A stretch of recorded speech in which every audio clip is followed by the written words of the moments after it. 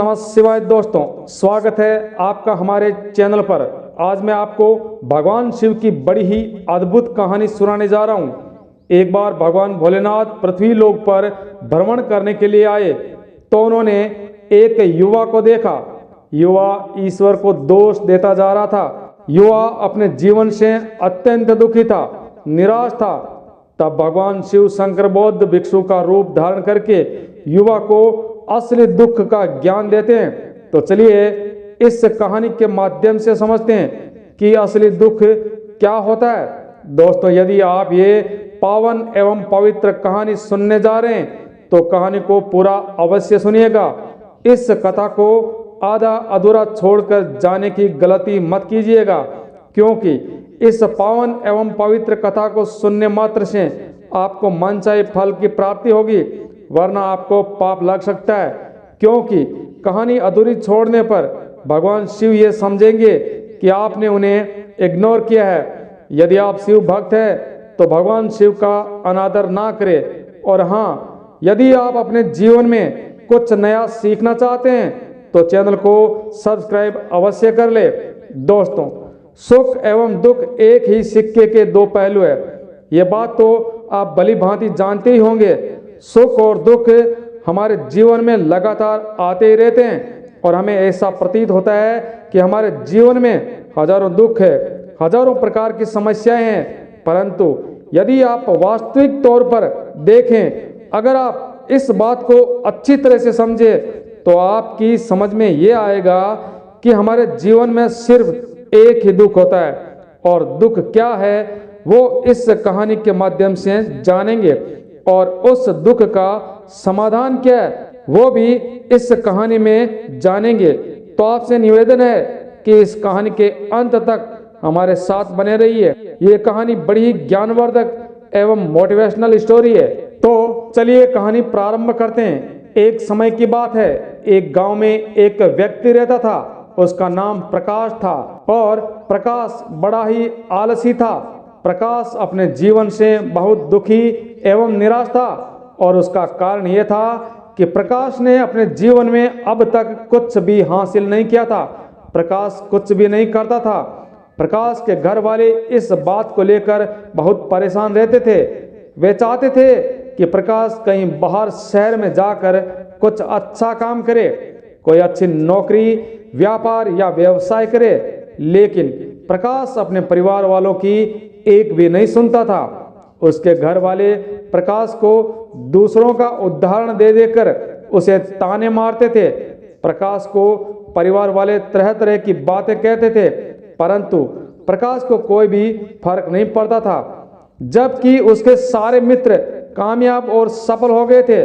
कोई अच्छा व्यापार कर रहा था तो कोई अच्छी नौकरी कर रहा था। और इसी कारण जब भी प्रकाश से उसके दोस्त मिलते तो वो अपनी बढ़ा चढ़ाकर बड़ाई किया करते थे, परंतु प्रकाश फिर भी कुछ नहीं करता था। जिस कारण जब भी कोई उसे पूछता कि तुम क्या कर रहे हो तो वो कुछ नहीं कह पाता। प्रकाश को ये कहने में बहुत शर्म महसूस होती थी कि वह कुछ नहीं करता। प्रकाश हमेशा सबसे केवल एक ही बात कहता था कि मैं कोशिश कर रहा हूँ, परंतु प्रकाश की कोशिशों का कोई भी परिणाम किसी को कहीं नजर नहीं आ रहा था। और देखते देखते अब ऐसा समय आ चुका था कि प्रकाश सभी से अपना मुंह छिपाता फिरता, ताकि कोई उससे ये नहीं पूछ ले कि तुम क्या करते हो। और इसी वजह से प्रकाश कभी किसी के सामने भी नहीं आता था। धीरे धीरे उसका मन दुखी होने लगा, वो बहुत परेशान होने लगा। प्रकाश को अब ऐसा प्रतीत होने लगता था मानो वे इस धरती पर बोझ है। इसी वजह से वो स्वयं को अकेला एवं बहुत तनाव महसूस करता था। एक रोज तो उसके मन में ये भी विचार उत्पन्न होने लगे कि मेरे हाथों में कुछ नहीं है तो मैं क्या कर सकता हूँ। अकेले बैठकर वो रोता रहा और ईश्वर को दोष देता रहा। एक दिन छुपता छुपाता वो घर से कहीं जा रहा था। तभी उसने देखा कि रास्ते में एक बौद्ध भिक्षु लोगों को प्रवचन दे रहे थे, और प्रवचन में वो दुख की बातें कर रहे थे। प्रकाश कुछ समय के लिए अपना मुंह छिपाकर वही खड़ा हो गया ताकि कोई उसे देख ना ले और चुपचाप उन भिक्षु की बातें सुन रहा था। बौद्ध भिक्षु सभी को प्रवचन में कह रहे थे कि दुख हमारा सबसे बड़ा साथी है। हमें दुख अपने जीवन के बारे में समझाता है और हमें सही जीने का तरीका बताता है। दुख हमारे गुरु की तरह होता है जिससे हमें सीखना चाहिए। यदि आप चाहे तो अपने जीवन को उज्जवल बनाने के लिए दुखों को अपना गुरु बना सकते हैं, या फिर आप चाहे तो अपने दुखों के साथ बैठकर जीवन भर रो सकते हैं, लेकिन आपको इससे कोई लाभ नहीं मिलेगा, बल्कि आप और भी कमजोर होते जाएंगे, निराश होते जाएंगे। प्रकाश चुपचाप बौद्ध भिक्षु की बातें सुन रहा था। जैसे ही उपदेश खत्म हुआ तो प्रकाश उन बौद्ध भिक्षु के पास पहुंचा। उन्हें प्रणाम करते हुए कहता है कि हे महात्मा, अभी आप कुछ देर पहले दुख को गुरु बता रहे थे। तब आप कह रहे थे कि दुखों से हमें सीखना चाहिए, हमें दुखों को अपना गुरु बनाना चाहिए। परंतु मैं अपने दुखों से परेशान हूँ, अपने जीवन से परेशान हूँ। मैंने अपने जीवन में अब तक जो दुख झेले हैं, मुझे तो कभी ऐसा प्रतीत नहीं हुआ कि मेरे दुख मुझे कुछ सिखा रहे हैं, बल्कि मुझे हमेशा यही लगता है कि वो मुझे पीड़ा एवं दर्द दे रहे हैं। पर दुख की पीड़ा बहुत घातक एवं भयंकर होती है। ऐसा लगता है अब इसके बाद हमारा जीवन ही समाप्त हो जाएगा। यहाँ तक कि हमें हमारी मृत्यु भी इसके सामने कम लगती है। जब लोग ताने मारते हैं, जब लोग कहते हैं कि तुम क्या करते हो, तो मन को बहुत दर्द होता है और मैं उनसे कुछ नहीं कह पाता। प्रकाश की सारी बातें सुनकर बौद्ध भिक्षु प्रकाश से कहते हैं, बेटा आपको क्या दुख है और आप दुख के बारे में ऐसी बातें क्यों कर रहे हो। प्रकाश ने अपने ऊपर बीती सारी बातें उन बौद्ध भिक्षु को बता दी और कहने लगा, हे महात्मा, क्या आपके पास मेरे दुख का कोई समाधान है। प्रकाश की ये बातें सुनकर बौद्ध भिक्षु मुस्कुराने लगे और प्रकाश से कहने लगे, बेटा जब तुम्हारे जीवन में कोई असली दुख आए तब तुम मेरे पास आना, मैं उसका समाधान अवश्य बताऊंगा। बौद्ध भिक्षु की बात सुनकर प्रकाश आश्चर्य में पड़ गया। उसे ये समझ नहीं आ रहा था कि अब तक उसने जो दुख झेले वो असली दुख नहीं है। उसने अब तक जो पीड़ाएं, जो ताने सहे, जो तकलीफें उठाई है, क्या वो असली दुख नहीं है। आगे जब प्रकाश अपने मन ही मन सोचता है कि जब मेरे अपने मुझे समझ नहीं पाए तो ये बौद्ध भिक्षु मुझे क्या समझेंगे। इतना सोचकर प्रकाश वहां से चला गया। सभी लोगों के ताने सुन सुनकर प्रकाश बहुत थक चुका था, जिसके कारण उसने निर्णय लिया कि वो अब कुछ करके दिखाएगा। प्रकाश ने अपने पिताजी से थोड़े से रुपए उधार लिए और उन्हीं रुपयों से एक व्यापार शुरू किया। प्रकाश के पिताजी बहुत प्रसन्न थे कि कम से कम मेरा बेटा कुछ करने का प्रयास तो कर रहा है। लेकिन प्रकाश को व्यापार में कोई सफलता नहीं मिल रही थी, जिसके कारण वो बहुत ही हताश एवं निराश हो चुका था। उसे ये समझ नहीं आ रहा था कि वो अब क्या करे, किस प्रकार से अपने व्यापार को आगे बढ़ाए। तब प्रकाश के पिता ने उसे कहा, हे बेटा कोई बात नहीं, इसी प्रकार से प्रयास करते रहो, आज नहीं तो कल सफलता अवश्य प्राप्त होगी। प्रकाश ने अपने पिता की बात मान ली और अपने व्यापार में और भी मेहनत करने लगा। धीरे धीरे प्रकाश को सफलता मिलने लगी। फिर उसने रफ्तार पकड़ ली। देखते ही देखते कुछ ही महीनों में वो एक बहुत बड़ा व्यापारी बन गया। अब प्रकाश के पास धन दौलत की कोई भी कमी नहीं थी। जो लोग पहले से उसे नापसंद किया करते थे, अब वो पसंद करने लगे, उसके कार्यों की सराहना करने लगे। प्रकाश के माता पिता भी अपने बेटे से बहुत खुश थे और उसकी सफलता से वो अत्यंत प्रसन्न थे। धीरे धीरे प्रकाश के मित्रों की संख्या बढ़ती जा रही थी। प्रकाश के कुछ मित्रों ने उसे ये भी सलाह दी कि उसे अपना व्यापार और तेजी से बढ़ाना चाहिए और फैलाना चाहिए। जब तुम आज इस शहर के सबसे बड़े व्यापारी बन चुके हो, तब तुम खुश हो आज तुम्हारे साथ शहर के सभी लोग हैं। तुम सोचो कि जब तुम इस राज्य के सबसे बड़े व्यापारी बन जाओगे तब तुम्हारे यहाँ लोगों की भीड़ जमा हो जाएगी। लोग तुमसे मिलने के लिए समय को निकालेंगे। यहाँ तक कि इस राज्य का राजा भी तुमसे मिलना चाहेगा, तुम्हारी तारीफ करेगा। प्रकाश को अपने दोस्तों की ये बात बहुत पसंद आई।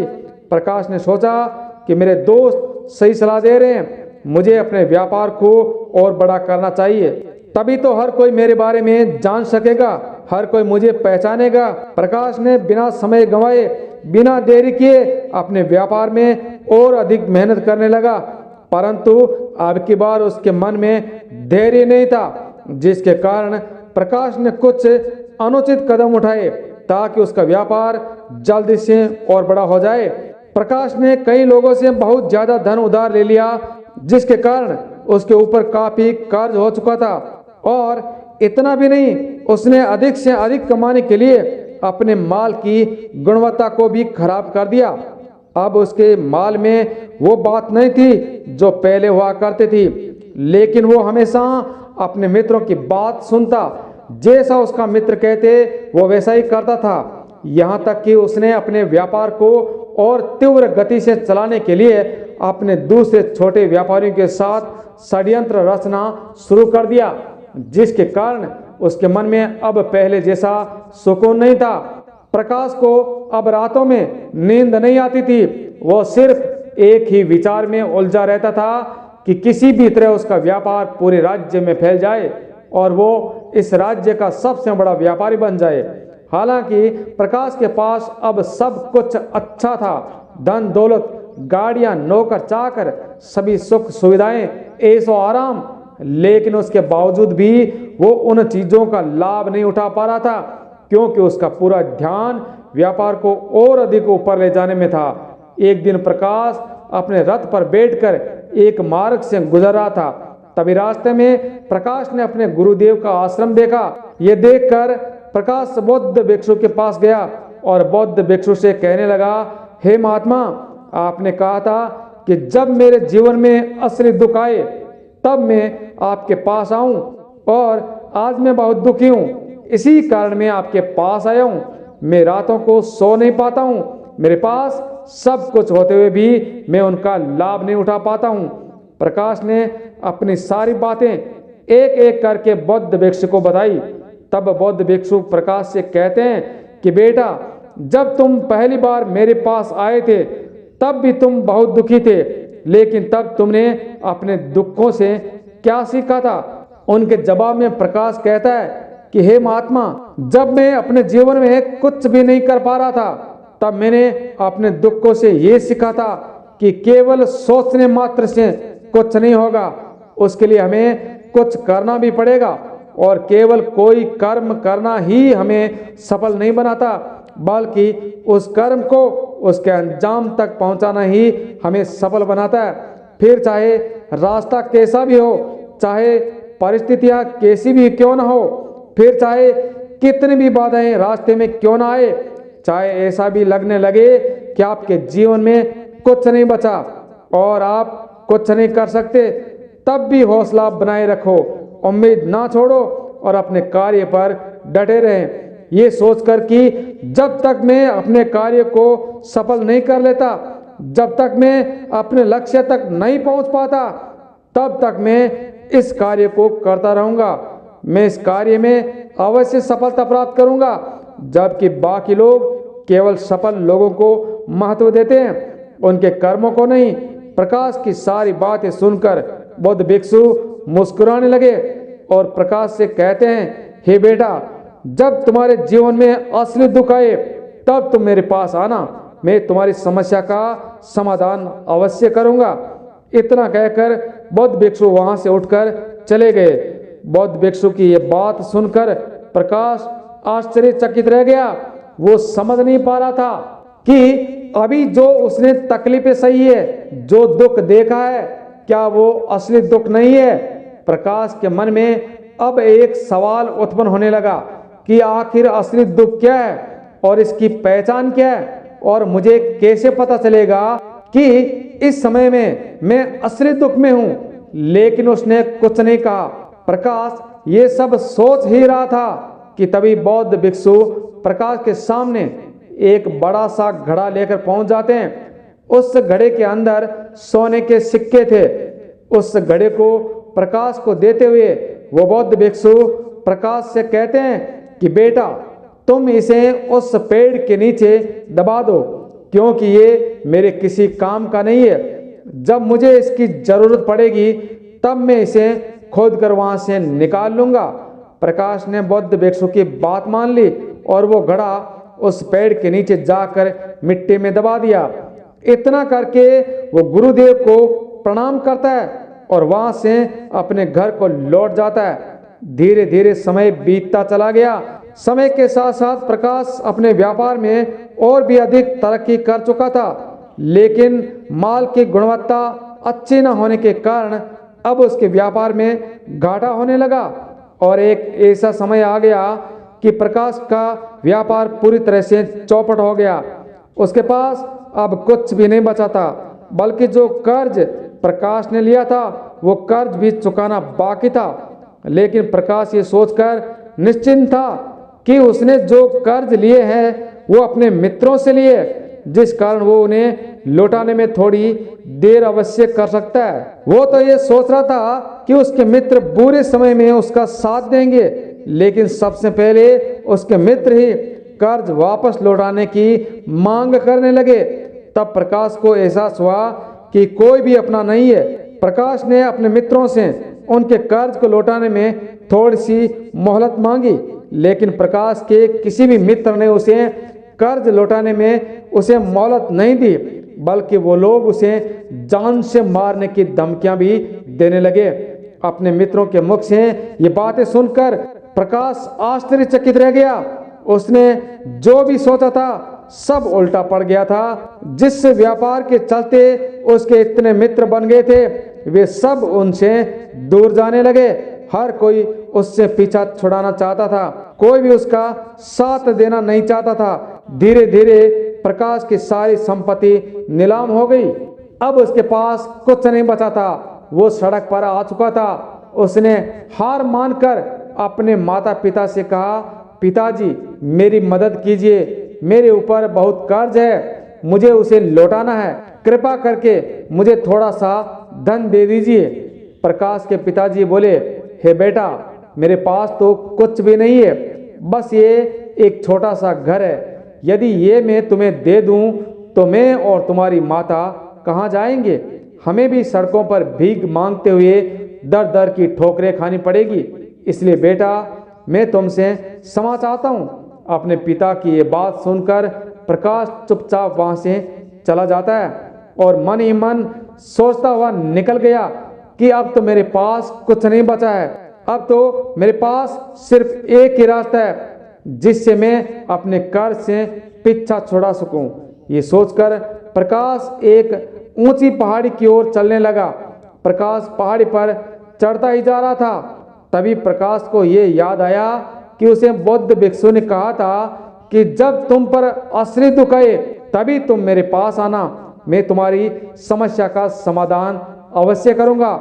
ये सोचकर प्रकाश के मन में एक बार फिर से उम्मीद की नई किरण दिखाई दी और प्रकाश वहां से दौड़ता हुआ बौद्ध भिक्षु के पास पहुंचा। प्रकाश ने अपने गुरुदेव को प्रणाम किया और अपने ऊपर बीती एक एक बात बता दी और कहने लगा, हे महात्मा, आपने मुझे कहा था कि जब मेरे ऊपर असली दुख आए तब आप उसका समाधान करेंगे। तब बौद्ध भिक्षु प्रकाश की बात को सुनकर मुस्कुराने लगे और प्रकाश से कहने लगे, बेटा, कहाँ है असली दुख? जब तुम्हारे में असली दुख आएगा तब मैं उसका समाधान अवश्य करूंगा। बौद्ध भिक्षु की ये वचन सुनकर प्रकाश के सब्र का बांध टूट जाता है और प्रकाश ने बौद्ध भिक्षु से कहा, हे महात्मा, आखिर असली दुख क्या होता है? क्या मैंने आज तक जितने भी दुख झेले हैं, जितनी भी परेशानियां, जितनी भी तकलीफें झेली है, क्या यह दुख नहीं है? तभी वे बौद्ध भिक्षु प्रकाश से कहते हैं, बेटा, पहले तो मुझे ये बताओ, तुमने अपने दुख से क्या सीखा है? इसका जवाब देते हुए प्रकाश बौद्ध भिक्षु से कहते हैं कि हे महात्मा, मैंने तो यही देखा है, यही सीखा है कि जो लोग हमारी तरक्की में हमारा पीछा करते हैं, हमारे साथ जुड़ते हैं, वही लोग हमेशा हमें धोखा देते हैं। क्योंकि ऐसे लोग बुरे समय पर हमारा साथ नहीं देने वाले, बल्कि हमारा फायदा उठाने का ही प्रयास करेंगे। इसलिए ऐसे लोगों का भरोसा मत करो, बल्कि जो लोग हमारी सफलता और असफलता एवं बुरे समय में हमारे साथ खड़े हैं, वही हमारे असली मित्र है। ऐसे लोग बहुत कम मिलते हैं, ऐसे लोगों की हमेशा कद्र करनी चाहिए। और प्रकाश बुद्ध भिक्षु से कहते हैं कि जब हम कोई कार्य करें तो उसे पूरी निष्ठा एवं ईमानदारी से करना चाहिए। देरी रखो, लालच ना करो और अपने लक्ष्य तक पहुंचने के लिए किसी के साथ कोई षड्यंत्र ना रचो, क्योंकि ऐसा करने से हमारे साथ ही बुरा होगा। प्रकाश की ये बातें सुनकर बुद्ध भिक्षु उस पेड़ के पास पहुंचे। उन्होंने वो गड्ढा खोदा और वो घड़ा निकालकर प्रकाश के हाथ में थमा दिया, जिसमें सोने के सिक्के भरे हुए थे। और घड़ा हाथ में थमाते हुए प्रकाश से कहने लगे, लो इसे पकड़ो, और जब तुम्हारे जीवन में असली दुख आए तब तुम मेरे पास आना, मैं उसका समाधान अवश्य करूंगा।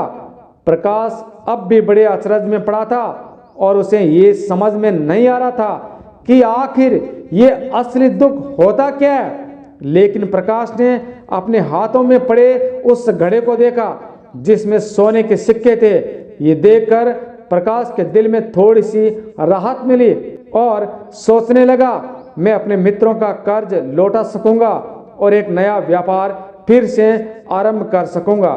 प्रकाश ने बुद्ध भिक्षु को धन्यवाद देते हुए उन्हें प्रणाम किया और वहां से चल पड़ा। प्रकाश ने अपने दोस्तों का कर्ज लौटा दिया और अपने लिए एक बार फिर से नया व्यापार शुरू कर दिया। व्यापार छोटा था, लेकिन अब की बार प्रकाश बहुत खुश था। उसने पूरी ईमानदारी, मेहनत एवं लगन के साथ अपने व्यापार में काम किया और फिर से प्रकाश एक बड़ा व्यापारी बन गया। प्रकाश अब की बार बहुत खुश था, क्योंकि उसने कोई लालच नहीं किया, ना ही किसी के लिए कोई षड्यंत्र रचा। दोस्तों, जैसे जैसे आप अमीर एवं धनी बनते जाते हैं, आपके मन में एक डर उत्पन्न होने लगता है और वो अपनी दौलत को ना खो दे। इसलिए आप दान करना शुरू कर देते हैं, पुण्य करना शुरू कर देते हैं, लोगों की मदद करते हैं, ताकि आपके जीवन में कभी कोई दुख ना आए। परंतु ये जीवन सुख और दुख का संगम है, जिसके कारण हर किसी को सुख और दुख से होकर गुजरना ही पड़ता है। और इसी कारण प्रकाश के मन में एक और दुख उत्पन्न हुआ।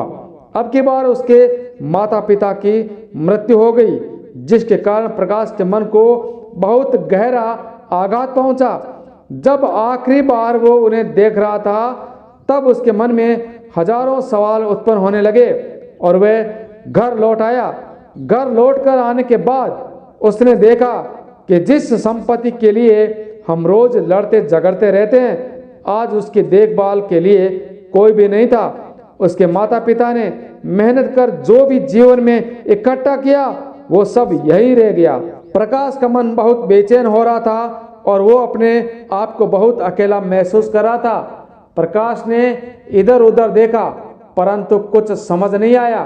तभी प्रकाश को बुद्ध भिक्षु की बात याद आ गई और वो भागा दौड़ा बुद्ध भिक्षु के पास पहुंचा। प्रकाश को देखते ही बुद्ध भिक्षु ने प्रकाश से सवाल किया और कहा, क्या बात है बेटा, क्या फिर से कोई दुख आ पड़ा है?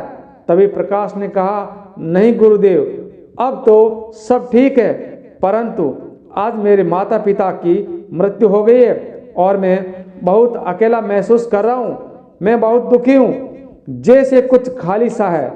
तभी बुद्ध भिक्षु प्रकाश से कहते हैं कि हे बेटा, इसमें दुखी होने वाली बात ही क्या है? ये तो जीवन है, एक दिन तो सभी को जाना है। यहाँ कोई रहने नहीं आया और ना ही कोई रहेगा। हम सब एक ना एक दिन मृत्यु को प्राप्त हो ही जाएंगे और मृत्यु कब आएगी ये किसी को पता नहीं है। हो सकता है कि तुम्हारी मृत्यु कल ही हो जाए या फिर आज और अभी। ये सुनकर प्रकाश आश्चर्यचकित हो गया।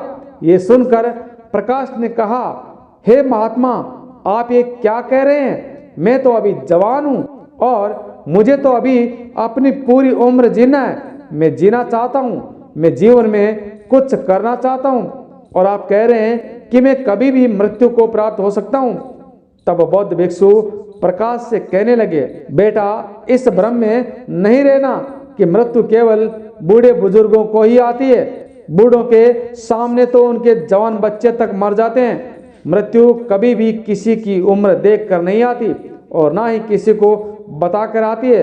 बौद्ध भिक्षु की ये बातें सुनकर प्रकाश और भी ज्यादा बेचैन हो गया और चुपचाप वहां से चला जाता है। उसके मन का वो खालीपन अब भी वैसा ही था। उसके बाद उसका मन अपने व्यापार में भी नहीं लगता। जब भी वह कोई कार्य करता तो उसके मन में हजारों प्रश्न उठते कि वो क्या कर रहा है, क्यों कर रहा है। प्रकाश के मन में एक प्रश्न और उत्पन्न होने लगा, क्या हम यहाँ इसलिए आते हैं कि इस जीवन को भोगें और एक दिन मृत्यु को प्राप्त हो जाए? वो ये समझ नहीं पा रहा था कि जीवन का असली मतलब क्या है। उसने कई विद्वानों से पूछा, अपनी तरफ से जो मुमकिन था खोजबीन की, लेकिन उसे कोई भी जवाब नहीं मिला। और जब उसे कोई भी जवाब नहीं मिला तो उसका दुख और भी अधिक बढ़ गया। अब उसे ये समझ नहीं आ रहा था कि वो क्या करे, कहाँ जाए, किससे पूछे। तभी उसे फिर से बौद्ध भिक्षु की याद आई। फिर से प्रकाश बौद्ध भिक्षु के पास पहुंचा। उसने अपने मन की सारी बातें बौद्ध भिक्षु को बता दी। तभी बौद्ध भिक्षु मुस्कुराते हुए प्रकाश से कहने लगे, बेटा, आज पहली बार तुम्हारे जीवन में असली दुख उत्पन्न हुआ है। वास्तव में यही वो दुख है जिसे हम दुख कह सकते हैं, जो दुख कहलाने लायक है कि हमें पता ही नहीं है हम क्या कर रहे हैं, क्यों कर रहे हैं, हम कहाँ जा रहे हैं, क्यों जा रहे हैं, हम कौन है, क्या है, क्यों है और हम क्या चाहते हैं। तभी प्रकाश ने कहा, हे महात्मा, मेरे इस दुख का समाधान कीजिए। तभी वे बौद्ध भिक्षु प्रकाश से कहते हैं, हम सभी के भीतर क्रोध, लालच, लोभ, अहंकार जैसी कई वासनाएं हैं जो हमारे अंदर घर करके बैठ जाती है, जिसके कारण हम हमारे जीवन को किस्तों में, टुकड़ों में जीते हैं और हमारी चेतना कभी एक नहीं हो पाती। हम कभी एक जगह सोच नहीं पाते, समझ नहीं पाते और हमारी ऊर्जा शक्ति भी पूरी तरह से छिन्न भिन्न हो जाती है। और आजकल की इस भाग दौड़ भरी जिंदगी में हमारे पास तो इतना भी समय नहीं है कि हम एक पल निकाल करके एक पल के लिए मुड़कर अपने आप को देख सके, अपने आप को समझ सके। वास्तविकता में हर कोई मनुष्य अपने जीवन भर दुख दुख करके चिल्लाता रहता है, उसका समाधान निकालने का हर मुमकिन प्रयास करता है, लेकिन जिसे हम दुख समझते हैं वो वास्तव में दुख है ही नहीं, तो इसका समाधान आपको कहाँ से मिलेगा। ये तो परिस्थितियां है जिसके कारण हम अपने आप को दुखी समझते हैं, अपने आप को तकलीफ में समझते हैं। जैसे हम कोई परिस्थिति से निकलते हैं, हम कोई दूसरी परिस्थिति में फंस कर रह जाते हैं। जिस प्रकार हम पहली समस्या का सामना करते हैं, उसी प्रकार हम दूसरी समस्या का भी सामना करते रह जाते हैं। और जब हम इन परिस्थितियों से हार मान लेते हैं, जब हमें लगता है कि अब कोई रास्ता नहीं बचा, तब हमारे सामने केवल एक ही रास्ता नजर आता है और वो है मृत्यु। लेकिन ये कोई समाधान नहीं है, ये कोई रास्ता नहीं है। इसलिए यदि आप सच में अपनी समस्याओं का समाधान चाहते हैं तो अपने आप को इकट्ठा करना सीखे, अपनी ऊर्जा को संसार से वापस खींचना सीखे, अपनी ऊर्जा को एक करो और अपने ऊपर ध्यान लगाओ। मृत्यु से पहले अपने आप को पहचानो, स्वयं को जानो, अपने आप को बिखरने मत दो। तब प्रकाश बुद्ध भिक्षु से कहता है, हे महात्मा, तो क्या हमें इस जीवन को नहीं जीना चाहिए? क्या हमें अपनी इच्छाओं को पूरी नहीं करना चाहिए? तभी बौद्ध भिक्षु कहते हैं कि हमें किसी से भी लगाव नहीं रखना चाहिए। अपनी इच्छाओं को मार देना चाहिए। हमें संपत्ति इकट्ठा नहीं करनी चाहिए, क्योंकि हम मनुष्य की इच्छाएं, कामनाएं, वासनाएं ऐसे ही होती है जैसे पर्वत से गिरता हुआ झरना, जिस पर किसी का नियंत्रण नहीं है सिवाय देखते रहने एवं परेशान होने को। लेकिन जब तुम अपने ऊपर ध्यान देने लगते हो तब तुम अपने आप को पहचान जाते हो, समझ जाते हो, तब तुम स्वयं पर नियंत्रण पा सकते हो। तब इच्छाएं एवं वासनाएं भी तुम्हारे बस में होती है और तब तुम चाहो तो उन इच्छाओं की पूर्ति अवश्य कर सकते हो। बौद्ध भिक्षु की ये सारी बातें सुनकर प्रकाश ने कहा, हे गुरुदेव, आपने मेरी सबसे बड़ी समस्या का समाधान आज कर दिया है। मैं आज से अपने आप को एकत्रित करूंगा। हे गुरुदेव, मानव शरीर में बहुत शक्ति है, बहुत ऊर्जा है, लेकिन वो बेकार के कार्यों में लगा दी जाती है। उसी कारण हमारा जीवन भी बेकार की चीजों एवं कार्यों में लगा रहता है। परंतु हम कभी भी इस पर अपना ध्यान नहीं देते, हम कभी भी अपनी ऊर्जा को केंद्रित नहीं करते। हमारा जीवन भी कुछ ऐसा ही है। हम अपने जीवन में हमेशा अपने ऊपर वाले से सवाल करते रहते हैं कि हमारे जीवन में इतना दुख क्यों है। हम सभी के मन में ये प्रश्न तो अवश्य ही उठता है और उसका जवाब ये है कि ईश्वर ये चाहता है कि हम अपने जीवन के अंतिम दुख तक पहुंच सके, उस गहराई तक पहुंच सके जहां पर हमें ये पता चल सके कि हमने अभी तक अपने आप को नहीं जाना। मानव शरीर में जो शक्ति है, जो ऊर्जा है, उसके बारे में हम अभी तक नहीं जानते।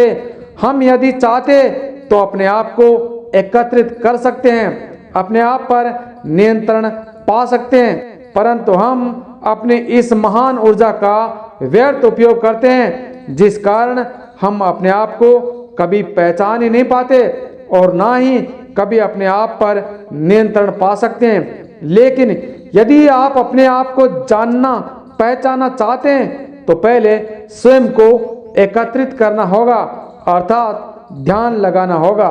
ध्यान ही जीवन है, ध्यान ही वो शक्ति है जिससे आप अपनी समस्याओं एवं दुखों का समाधान निकाल सकते हैं।